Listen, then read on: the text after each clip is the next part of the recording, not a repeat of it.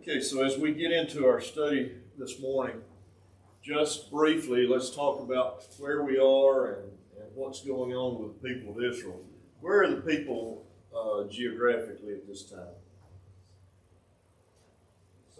Sinai, that's right. They're still in the wilderness of Sinai, still camped at the base of Mount Sinai, where Moses received instruction from the Lord. How long did Moses stay up in the mountain with the Lord?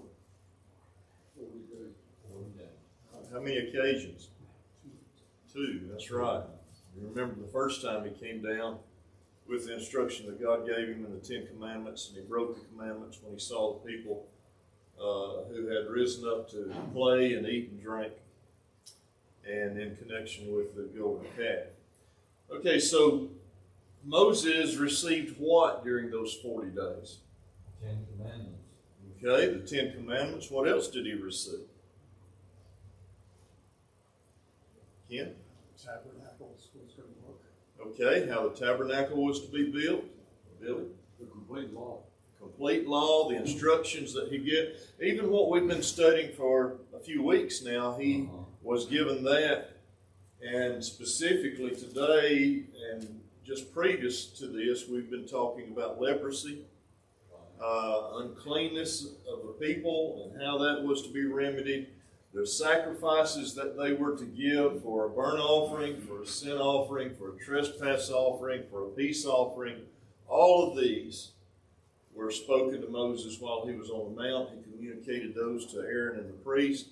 He even received instruction about how to make the priestly garments and how to purify or consecrate the priests for their service. And so all of those things that Moses is telling now the people to do, then he was given in the mount. Now, if we get that far today, we'll learn that God told Moses to give Aaron some further instruction, and this was following the death of Nadab and Abihu in connection with what they offered incorrectly, and that was the fire that they offered incorrectly to burn the incense with. We talked about that earlier. But he also gave Aaron further instruction about how he was to stand before God in the most holy place in regard to the atonement for his own sins and the sins of the people. Hopefully we'll get to that in chapters 16 or 17. I guess 17 it is this morning. Yes, Ken? I'm just wondering, I mean, he must have, when he went up there for 40 days, there must have been some intense learning. Did he learn the same things? Do we know on the second 40? We don't know. There's really no indication what they covered the second time, or could very well been that the Lord reinforced that with him on those occasions. We just don't know. But I've got a good feeling that, I don't know, I don't want to bring Moses down to my level, but I believe after all of that had happened with the calf and all of that I'd probably forgotten some things, and I wanted to hear that again.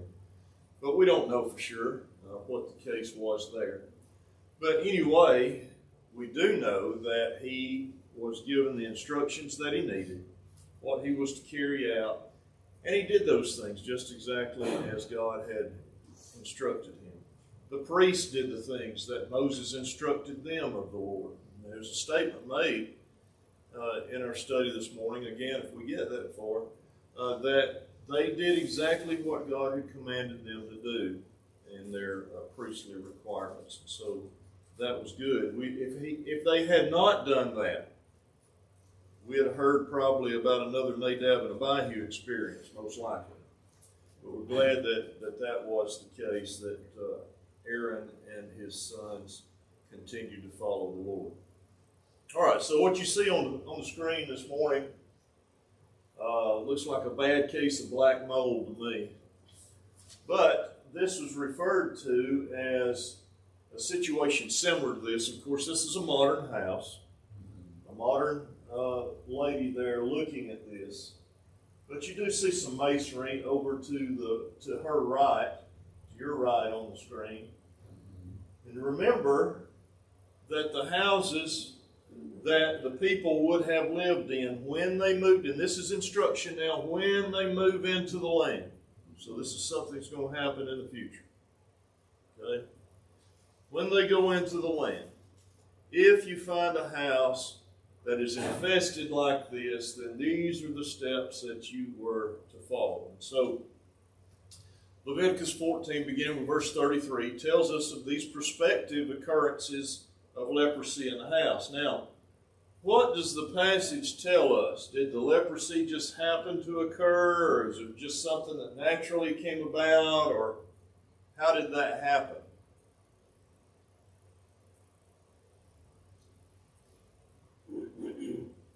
Really? The Lord put the plague on it. Okay. The Lord said, if you go into the land and you're living in a house, and I have put this plague upon this house, then this is what is to follow. And so we begin in chapter 14, verse 33. The Lord further spoke to Moses and to Aaron, saying, when you enter the land of Canaan, which I'll give you for a possession, and I put a mark of leprosy on the house in the land of your possession, then the one who owns the house shall come and tell the priest. Now, any translations that you're reading from that have anything different from the fact that the Lord has placed this plague upon the house? Any indication of anything else? Okay, maybe just a little bit of wording that's slightly different, but other than that, we see that this is something that God has placed upon the house. So there are many ideas about this, obviously. Some have said, well, this would be a house where lepers lived. That's a possibility. It said, or this is a house specifically affected by leprosy. And was this leprosy, this word that they're using here for leprosy, was it a species of mold or was it actual leprosy? Well, there's really nothing to tell us what it was, except for the fact of the context refers to leprosy in regard to the infection, the leprous infection of mankind. And then he goes straight from that to the house. And so, I have no doubt or nothing really to question why this would not be the same type of affliction. Now, obviously, it would not bring forth boils and stuff like that. It would show something different. And so this may very well be some kind of other manifestation, but it was referred to in the scriptures as leprosy. Whatever the case was, it was a plague that Jehovah had put there. And so the resident or the homeowner was to go to the priest and tell the priest, I'm thinking that I live in a house that's been affected by leprosy. And so the priest would then command the house to be emptied prior to his inspection. Everyone get out and make sure that you go somewhere else to live and for a period of time.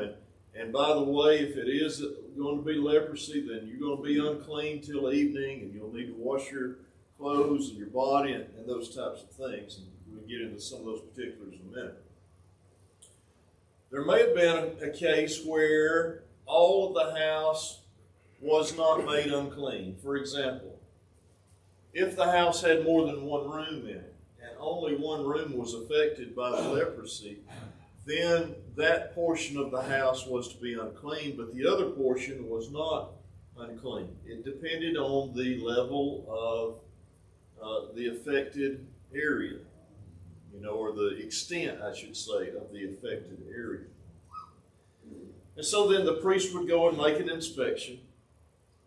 He would go forth and do an inspection of the affected house, and then he would make some type of resolution concerning the affected portion of the house or all of the house or whatever. He would say, if there are green or red hollow streaks in the wall and foundation upon the inspection of that house, then the house would be closed up for 7 days. Now, I cut myself short a while ago when I was talking about the houses of the people of Canaan. These would have been, from our terminology today, made up, these houses built out of masonry. there would have been stones and mortar or maybe even plaster on the house. And so that's what the houses would have been made of. They would have used, because of the area and the level of poverty or wealth, depending on what that was, it could have been a house of cedar. For example, if it had been closer to Lebanon, most likely it could have been a house of cedar. But still, there would have been a foundation with stones, plaster, mortar, that type of thing. And so if the plague, after the 7-day period, if the plague had spread, the stones and the mortar or the plaster were to be taken out and taken to an unclean place outside the camp. Now, we've talked about these unclean places and these clean places outside the camp before. The clean places had to do with where the ashes from the altar of burnt offering were put and other things that were placed in these clean places. These other places that were designated unclean were where things such as these were taken. These places that are these rocks, this mortar, this plaster that was affected by leprosy would be taken out and placed in a designated unclean area. And a person would avoid that area so as not to become unclean. And so we'll talk a little bit more about that here in a few minutes in regard to the clean and unclean. But after 7 days, that house was to be re-inspected, and if it was determined that it was leprosy, they would go forth in that particular manner. Now, if it was bad enough, there was a possibility that there would be demolition of the whole house. If leprosy had gotten into the whole house and it was not being cured, it was growing after 7 days, then they would come and they would raise the house. They would take it down, block by block, stone by stone, and even whatever wood was there, maybe what was used for the roof may have been of wood or something of that nature, and so they would have taken that outside the camp to the unclean place. And whoever had been living in that house, or whoever had visited that house during that period of time, anyone that had gone into that house during that period of time, even if for a brief visit, would have been unclean until the evening. And so then the question comes, how do you make a house clean? If it's not to the extent where it has to be raised, how do you make the house clean? Well, if the plague had not spread throughout the house, the priest, after that 7-day period of time, could pronounce the house clean. And at that point in time, 2 birds, cedar wood, hyssop, and scarlet, were sacrificed to cleanse the house. Just like you remember, I don't know if you remember back a week ago this past Wednesday when we talked about leprosy and the cleansing of the person, they would take those 2 birds, and what would they do with the birds? Remember, Billy? They would drown one. Okay, they would take one and kill it, and while they were killing it, they would catch the blood of that one, and they would kill that over running water. So in other words, the water would be added to the blood, and to make a sufficient pool to dip, or you could even say really baptize, if you would, because that means to immerse. They would take the other bird and immerse it, and then they would use the scarlet and the hyssop and would dip the hyssop into that bloody water and sprinkle it on the house and on the affected person himself, if the person had leprosy. And so that's how chapter 14 ends, with the laws of leprosy. So, something else that we see added to that dimension of being clean before God. This whole section that we've been talking about, and I guess I have failed to emphasize this enough, is that the Lord commanded, Jehovah commanded his people to be clean, to be holy. Be ye holy, for I am holy. And that's what this whole section from Leviticus chapter 11 to about chapter 19 deals with, is the cleanliness and the holiness of God's people before him. All right, any comments or questions about 14 before we move on? Yes, Murphy. On page 115, at the top of the page, where the woman has no palate, leprosy affecting material things with the blight caused by the growth of fungus, probably what we call mildew, or some similar thing. We use the term leprosy as it is in the Bible tense. It was not sinful for leprosy to show up in one's garment or in his house, but the blight caused by the fungus disfigured whatever it was upon. The people were to be holy and their possessions holy. The blight had to be controlled. Yeah. All right, so moving on into chapter 15, then we talk about laws for purification. Jehovah has always demanded purity from his people. In this particular section of Leviticus, chapters 15 and 16, he talks about fleshly purity. And it's important that we have purity as Christians today. Today, the purity that's emphasized is spiritual purity. But we also need to understand that fleshly purity is a part of that. If we go about our lives and never cleanse ourselves fleshly, if we don't keep our house fairly clean, if we don't conduct ourselves as a person who seeks to be pure before God, and I'm not just talking about spiritually pure, certainly that is the main thing, but that outward appearance has also an inward inclination. And I'm not trying to use a denominational phrase here, but the idea is that what comes forth from a pure heart shows on the outside as well. And so we want to make sure that we're clean fleshly as well. But specifically in regard to the old law, was it so important? Because everything a person ate or drank or whatever he touched or whatever he did had to be pure, and if it was not pure, then that caused that person to be unclean before God. That impurity of the flesh was very important during this time.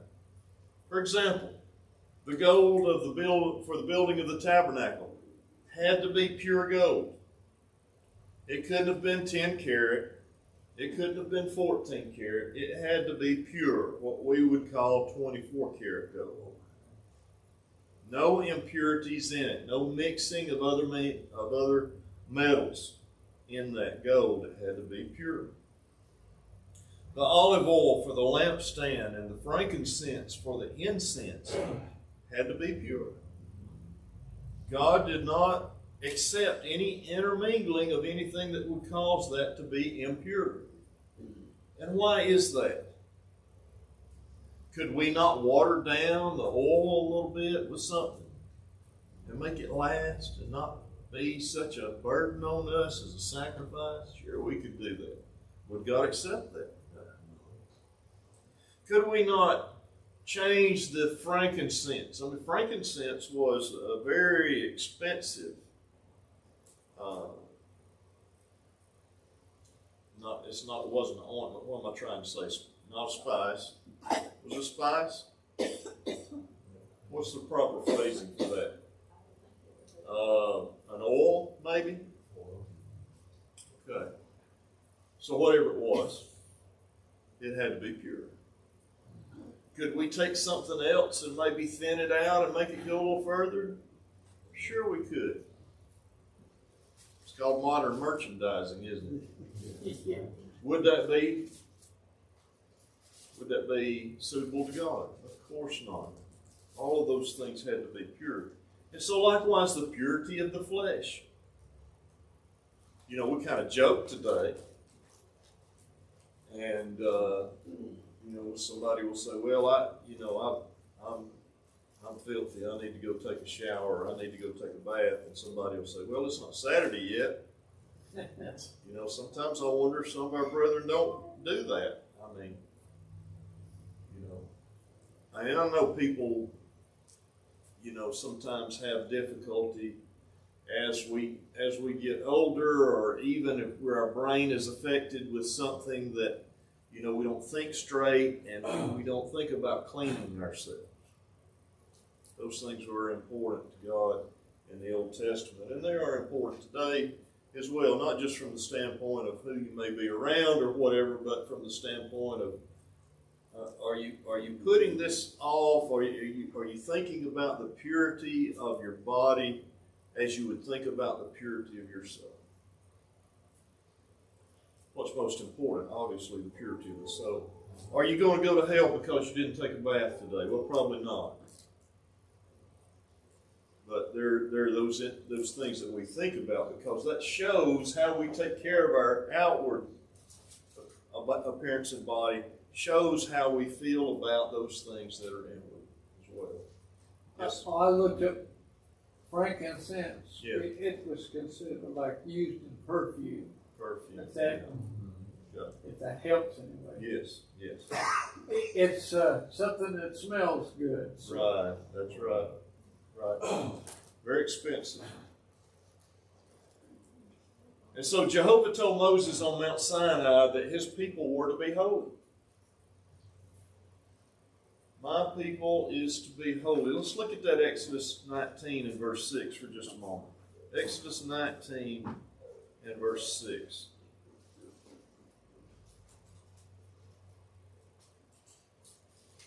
Let's go back to verse 5. Exodus 19 and 5. Now then, if you will indeed obey my voice, keep my covenant, then you shall be my own possession among all the peoples, for all the earth is mine. And you shall be to me a kingdom of priests and a holy nation. These are the words that you shall speak to the sons of Israel. A kingdom of priests and a holy nation. Pure people. Over a couple of pages in my Bible to chapter 22. Chapter 22 and verse 31. He required them to be holy in what they ate as well. And you shall be holy men to me, therefore you shall not eat any flesh torn to pieces in the field, you shall throw it to the dogs. So what the Israelite consumed was important, because what he consumed would actually defile him physically. Now, can that not be said today as well? I mean, if we consume alcoholic beverages, does that not defile us? Drugs. If we consume drugs, do they not defile us? If we consume tobacco, carcinogens in that tobacco, does that not defile us? And so those are things that we have to work toward to become more faithful to God, to stay away from those things. Yes, Ken, you had your hand up. I was just going to say, there's going to be a lot of food manufacturers who are going to have some retribution on them, because they're adulterating all our foods and putting, all the, not olive oil, but all the different kinds of oils which are not good for us. Right. I mean, that's just one example. There's many. Right, that's right. Lots of things that preserve our food they're not necessarily good for us to take in. Yes. And so we have to be careful about those things too. There's a lot to be talked about concerning that. So over and over we see that God commanded his people to be holy before him.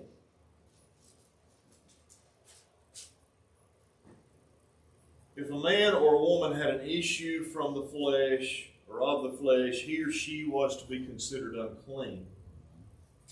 Their bedding, their furniture, their clothing, their saddles they sat on, the pottery that they used, a vessel, any vessel of pottery, wooden vessels, etc., were all considered unclean. Now, some of these had to be disposed of completely. Earthen vessels, pottery, had to be broken. Wooden vessels had to be cleansed. All of these others had to be cleansed, had to be washed and cleaned. Whoever touched any of these things that the unclean person had used was also unclean. So that would be last for the period of time of, depending on, it would last for a period of time depending upon whether you were the unclean person or you touched that which was unclean.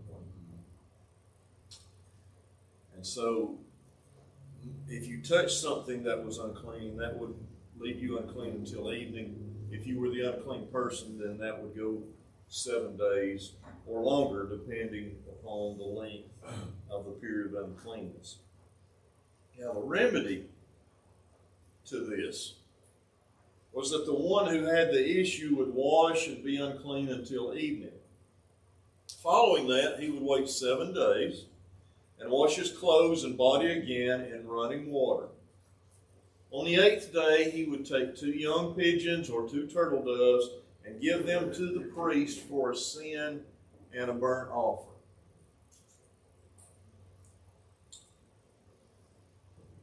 I've got many questions about this, none of which really apply to us today specifically. I think there's some illustrations that we can bring about from this, though.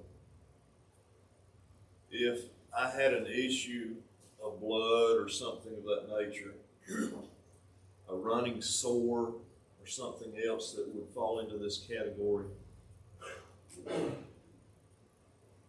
and that is just something that is common, that, let's say, for example, in connection with women, that's a common thing. Their monthly issue is a common thing. Why is it that I'm required to offer a sin or a burnt offering? Well, that issue stems from what? Stems from the Garden of Eden, doesn't it? Yes. And whether I'm male or female, and I fall into this category, that stems from the Garden of Eden. Yes. And so, as a result of that, I'm not inheriting Adam's sin, and if you're a woman, you're not inheriting Eve's sin. But the fact is that sin now is in the world. I have to offer that sacrifice. And that's the clearest I can get to understanding that portion of that. I hope I learn more about that as days go by. But it's important for us to recognize that God wanted His people to be pure, to be clean, to be holy. And that's what this section, again, is all about. And we need to make sure that we understand this portion. He wanted the holiness in worship. We've talked about the purity of the gold of the temple, the frankincense and the olive oil, and all of those things, how that had to be pure. But the person himself had to be pure in order for God to accept his worship, his sacrifice. All unclean ones were cleansed in order to worship Jehovah again. And that's what all of this is about. The cleansing that takes place, the impurity that's taken away, whether it's by sin offering, burnt offering, whatever. However that's taken away is for the purpose so that that individual can go again and worship Jehovah. And so, this particular law itself would have a controlling factor upon how the family operated. For example, if a man and woman were having relations, if a husband and wife were having relations, then if they wanted to worship God, then what would their Friday, Saturday look like? Well, they would probably refrain, right? Because they would want to be clean in order to worship God. And so this is really the nitty-gritty of it. Without getting into, anything that might be embarrassing. Certainly don't want to talk about that, but you get the idea. And so if someone was unclean and attempted to worship Jehovah, they would die. They would be guilty of defiling the tabernacle that was erected for God's presence in the center of the camp of the Israelites. Now, who wants to be guilty of that? Not only would you suffer death yourself, but here you have defiled the tabernacle. It's going to have to be cleansed because you sinned in that regard. Here you're offering up holy worship to God. Now, does this give us an inclination of what God requires of us as Christians today? Absolutely. If we're here today just because somebody else wanted us to be, or if we're here today just, to keep the brethren off our back, or if we're just here today because that's what we always do, and there's no intent to bring holiness and faithfulness before God in our worship, then we're seriously bad shape. God did not put up with that in the old covenant, and He certainly won't after the shedding of His Son's blood. So in chapter 11, verse 44, God said to His people, "Be ye holy, for I am holy." And I really want to emphasize that because, again, I failed to do that in our leading up to these chapters. Be ye holy, for I am holy, Jehovah said. So that He expects us to stand before Him as holy people. Doesn't He have a right to do that? Look what He's provided for us. And so each one of us has a responsibility to do that. All right, let's look at Leviticus chapter 16 for just a few moments. Leviticus 16. Here's where we get to the Day of Atonement.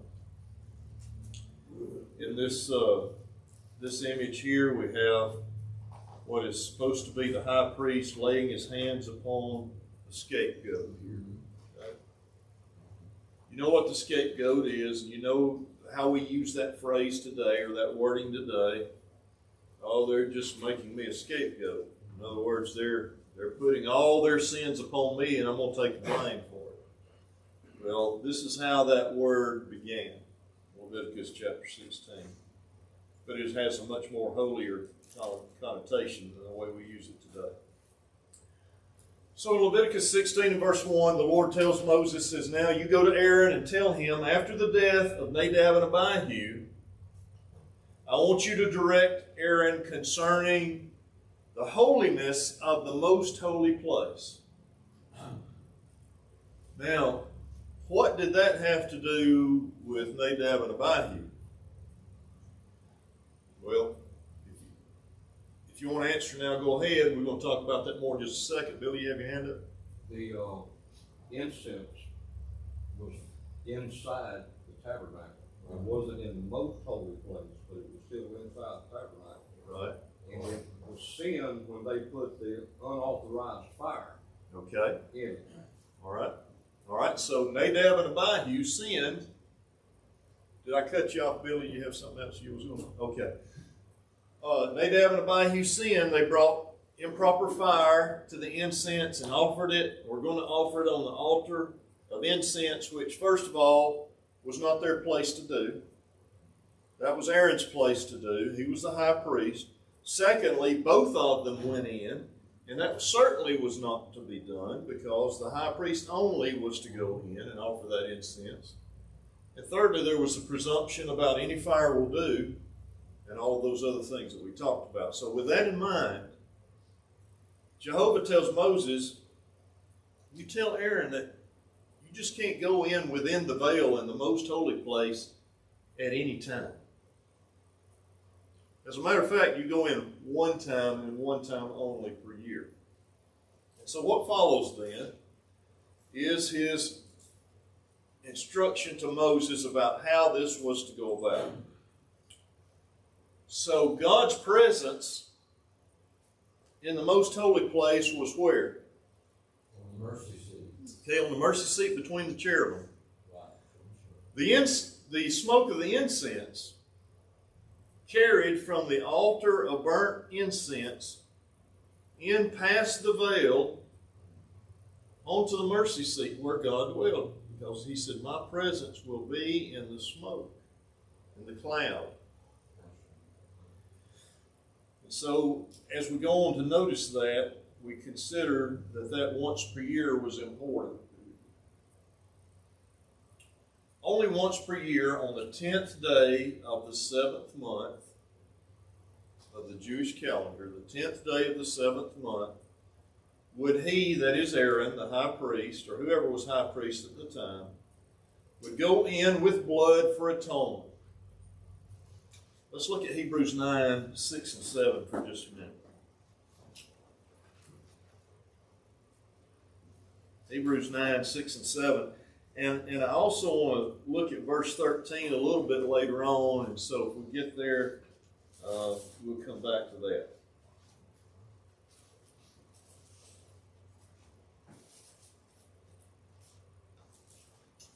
He talks about what was in the most holy place in verse 5. He says, above it, that is above the Ark of the Covenant, were the cherubim of glory overshadowing the mercy seat, but of these things we cannot now speak in detail. Can't speak in detail because they didn't have them. Verse 6, now when these things have been thus prepared, the priests are continually entering the outer tabernacle, that is the holy place, performing the divine worship. But into the second only, that is the most holy place, the high priest enters once a year, not without taking blood, which he offers for himself and for the sins of the people committed in ignorance. All right, so that gives us a little bit of an explanation of what we've already discussed about the sacrifice there in the most holy place. And so in his priestly garments, Aaron would sacrifice a young bullock for a sin offering and a ram for a burnt offering, and he would sacrifice those two for himself. Why do you have to make a sacrifice for himself? He was a sinner too. Okay. He was a man who was a sinner. Contrastingly, who gave himself without sacrifice? Christ did, that's right. He didn't have to sacrifice for himself because he was sinless. Hebrews tells us about that. And so for the people then, he would offer 2 male goats, one for a sin offering, or for a sin offering, and a ram for the burnt offering. Now the 2 goats for the sin offering, one was killed, one was not. We just want to talk about that next. Aaron would take the 2 male goats and he would cast lots for them. And of what caliber were these goats to be? Okay, unblemished. And so it didn't really matter which one died and which one lived, did it? Because they were both unblemished male goats. So the lots would be cast, and wherever the lot fell, one would be sacrificed, the other would be used for the scapegoat. He would be let loose into the wilderness, and that literally means an uninhabited place, doesn't it? Okay. It would be somehow a lot, and and I think of it, and I don't know if this is what they used. I think of it as drawing straws. It could have been the Urim and the Thummim that decided that. I don't know. I don't know exactly because we're not told in this portion of context what that is. We may learn later on how that was done, but I don't recall that being the case. So there was some way of differentiation that was, chosen to show which one would be killed or sacrificed, which one would be sacrificed to go into the wilderness. And so that scapegoat would be sent into an uninhabitable land bearing the sins of the people. Now, yes, Alan. One thing that would kind of coincide with this is that any time that you've got more than one qualified person or animal, this would be the simplest way to resolve it. You remember when they chose someone to take Judas's place. There were men, a lot of men that were qualified. Yes. They cast lots to get the right one. Right. Seems like this would be a parallel there. Yes, I think it is. I think it is.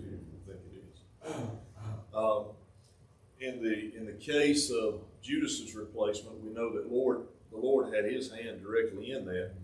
There's no mention of that here, but through the priest, that would have been the same effect, the same thing. All right. Now, you remember looking at the image where we had this figure of a man that looked like a high priest. Of course, he wasn't dressed in priestly garments, as they were specific, but he's laying his hands upon this goat. This goat is the scapegoat. The other one is sacrifice for the sins of the people. And so what Aaron is doing then is he's conveying the sins of the people upon this scapegoat.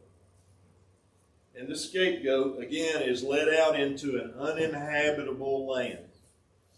What do you think happens to that scapegoat? Well, he won't live forever, that's for sure. No. Probably taken by wild beasts or something of that nature. And I'm tying some things together here that I ought not, but this is just me thinking. Most likely taken by an unclean animal. A lion or a tiger or something of that nature. Would it be a parallel to say that when Christ died, he was buried, he was in a tomb? That's uninhabitable. Yes.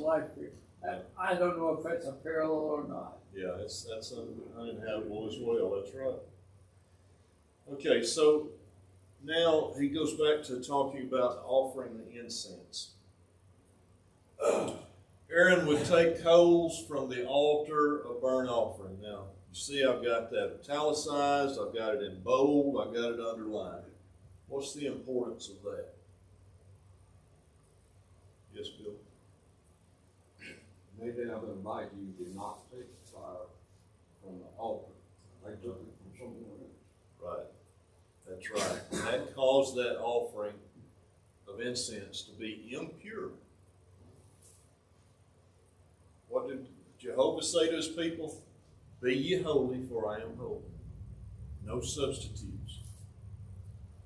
And so he used that to offer the coals from the altar of burnt offering. He used them to offer incense upon the altar of incense to the Lord. He took some of the dry ingredients, the incense, and how that was made. And if you go back to Exodus and see how that was made. And he got those coals, and he would take those and burn those on the altar of the altar of incense. The incense also covered the mercy seat where God's presence dwelt, as we mentioned just a few moments ago. Now, here are the blood sacrifices where they come in. Do you remember what he took for the people, for himself? The blood from the bull and the goat of the sin offerings was sprinkled upon the mercy seat to make atonement for the holy place. And this was done 7 times, sprinkled 7 times. The blood was also used to make atonement for the altar of burnt offering. And so he would come out of the most holy place after he had gone and sacrificed the animals, taken the blood inside, sprinkled the mercy seat. He would come out of the holy place, sprinkle the altar of burnt offering so that it would be cleansed and accepted or acceptable to offer a sacrifice for the Lord. Then he would take the scapegoat and he would lay his hands upon the scapegoat, thus figuratively transferring the sins of the people to the scapegoat. The scapegoat was taken by a suitable man, whoever that was. He chose a man to take the scapegoat out and release it in the wilderness. Aaron would then go in to the holy place, leave his priestly garments there. He would wash, put his garments back on so that he could offer the burnt offerings. Why does he have to wash? Because it's unclean. He was unclean. Why was he unclean? Sin. Okay? When he transferred the sins of the people to the scapegoat, that caused him to be unclean. And so he had to wash before he could make those offerings again. You see God's requirement for being holy. And so what that tells me today is that every time I sin, I need to get forgiveness from God. There's specific mention in Hebrews chapter 9 and verse 7, as we read a moment ago, that Aaron went in to the most holy place to offer sacrifices for the people that they committed unintentionally. Now those intentional sins, we've talked about those. Okay. But here, these were sins that the people had committed throughout the year unintentionally that they had not offered sacrifices for. So God is receiving or providing atonement through these sacrifices at the hands of Aaron. So that's why he's unclean. And the person that handled the scapegoat, remember the guy that took him out into the wilderness, and the remainder of the burnt offerings outside the camp, those were to wash as well and be unclean until evening. Be ye holy, for I am holy. And so on the 10th day of the 7th month, the Day of Atonement was set aside each year to atone for the sins of the people. It was a statute for all Israel and those who dwelt among them. Yes, Billy. When they took the scapegoat and everything outside the camp to unclean place, was that priest that did that, or was it just anybody? It was someone that Aaron had selected. It didn't say it was a priest. Most likely it was not a priest, because the priest would be needed to continue to help in offering all of these sacrifices that would be going on throughout the remainder of the day. He could not be spared to take the scapegoat out into the wilderness because he would be unclean for the remainder of the day. And he would not be able to discharge his duties as a result of that. So I think that's why the scripture says, at least the New American Standard says, a suitable man could be chosen. And this would have been obviously someone that would have been pure in the sight of God, and someone that the priest could rely upon to discharge these duties in a proper way. And someone that could be, if you will, sacrificed for the remainder of the day because he would be unclean. Any other comments or questions about that? Anything else that you might have seen interesting in regard to this study of the Day of Atonement? Jeremy, in the King James Bible, instead of suitable, it says a fit man. Fit man, okay. All right. So it would have to be someone, and I'm not just looking upon that as physically fit, but someone would have to be physically fit enough to make the journey to where this was to an uninhabitable land and return. Ken, you had your hand up? Yeah, I've heard that the high priest had a rope tied around one leg so that if he died in there, they could pull him out rather than go in and die themselves. It's kind of a logistics problem. How you got the guy over. Right, yeah. It's very much a logistics issue, yes. All right, let's turn back over to Hebrews chapter 9 for just a minute.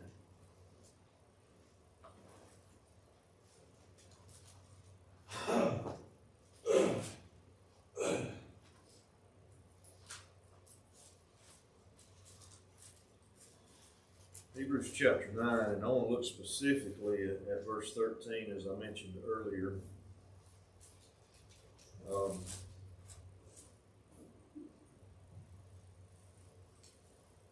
I think it would be good just for us to read this whole section. So let's go back to verse 1 of Hebrews 9. Now, even the first covenant, which covenant is that? Law of Moses. Law of Moses, the Old Testament. Now, even the first covenant had regulations of divine worship and the earthly sanctuary. For there was a tabernacle prepared, the outer one, in which were the lampstand, the table, that's the table of showbread, the sacred bread. This is called the holy place. And behind the second veil there was a tabernacle which is called the Holy of Holies, or the most holy place as we refer to it, having a golden altar of incense and the Ark of the Covenant covered on all sides with gold, in which was a golden jar holding the manna, and Aaron's rod which budded, and the tables of the covenant. And above it were the cherubim of glory overshadowing the mercy seat, but of these things we cannot now speak in detail. Now when these things have been thus prepared, the priests are continually entering the outer tabernacle, performing the divine worship. But into the second only the high priest enters once a year, not without taking blood, which he offers for himself and for the sins of the people committed in ignorance. The Holy Spirit is signifying this, that the way into the holy place has not yet been disclosed, while the outer tabernacle is still standing, which is a symbol for the present time. Accordingly, both gifts and sacrifices are offered, which cannot make the worshiper perfect in conscience, since they relate only to food and drink and various washings, regulations for the body imposed until a time of reformation. But when Christ appeared as a high priest of the good things to come, he entered through the greater and more perfect tabernacle, not made with hands, that is to say, not of this creation. And not through the blood of goats and calves, but through his own blood, he entered into the holy place once for all, having obtained eternal redemption. For if the blood of goats and bulls and the ashes of a heifer, sprinkling those who have been defiled, sanctify for the cleansing of the flesh, how much more will the blood of Christ, who through the eternal Spirit offered himself without blemish to God, cleanse your conscience from dead works to serve the living God. And for this reason, he is a mediator of a new covenant. All right, so let me ask you this. When it talks about Jesus going into the holy place, what's he talking about there? Having entered, verse 12, he entered the holy place once for all, having obtained eternal redemption. That would be heaven itself, wouldn't it? Okay. Wasn't that when the veil was torn on the crucifixion? Okay. What else? I was just going to say, when he ascended to God, Okay. that is where God in heaven. Okay. All right. So I think all those are good answers. The issue about the veil torn in two, that occurred on his death. The veil was rent in two. There was darkness for a period of hours. 3 or 6, I can't remember. I think 6. 6 hours. Okay. But I think entering into the holy is talking about his presence there in heaven. His resurrection showed that. His resurrection showed that, and his crucifixion showed that he spilt or shed, as yes is a better term, shed the perfect cleansing blood, which saves all of us, even reached back to those that live faithfully under the old law. And his presence in heaven with God. The resurrection to be there for eternity. Jeremy, Yes. drop down to verse 24 of Hebrews 9, and that settles it. For Christ is not entered into the holy places made with hands, which are figures of the true, but in the heaven itself, now to appear in the presence of God for us. Okay, all right. Yeah, that's the point I was going to make. So very good. Very good. So when we think about the old law and all of its ordinances and requirements and sacrifices, that really didn't amount to much of anything other than a cleansing of the flesh, because the cleansing of the soul did not come until Jesus died. And so if it's that important to God for us to be clean, fleshly, and to offer those sacrifices that will, as we often say, roll forward those sins year by year, how important is our worship today? How important is our daily life today? We don't know Now, this. I'm just gonna say, we don't know when this life is gonna end for us. right, It is very important. yes. And how important is our influence upon others today? Very. And so whatever issues we have that we deal with day in and day out, take them to the Lord. He is much more powerful than the blood of goats and calves and the ashes of a heifer. He can help you take care of those. Thank you so much for your attention. There's one thing I wanted to raise concerning the pollution of the sacrifices. Over in Malachi, which is the last book of the Old Testament between the periods, you know, in chapter 1 it just talks about how they had really gone down. And it was time for the Messiah to come. Yes. Scott. Just real quick, we talked about defilement earlier, and I think we should be careful and be clear whether or not under the new covenant believers can be defiled. And I think that they can, especially when it comes to sexual immorality and idolatry and such. But in Matthew 10, Jesus says, "Hear and understand, not what goes into the mouth defiles a man, but what comes out." And then also down in 16, it says, "Are you still not without understanding? Do you not yet understand that whatever enters the mouth goes into the stomach and is eliminated? But those things which proceed out of the mouth come from the heart. They defile the man. For out of the heart proceeds evil thoughts, murders, adulteries, fornications, false witness, blasphemy. These are the things which defile a man. But to eat with unwashed hands does not defile a man." So again, and those things are remedied not by, the only way those are remedied is through confession and repentance. So Right. I think we need to be careful. But having said that, I think if we are disregarding our health, taking for granted what God has blessed us with, our body as a temple, we can definitely cross into the sinful attitude. Right. Yeah, and obviously many ways of defilement in regard to the Christian today. Okay. Thank you.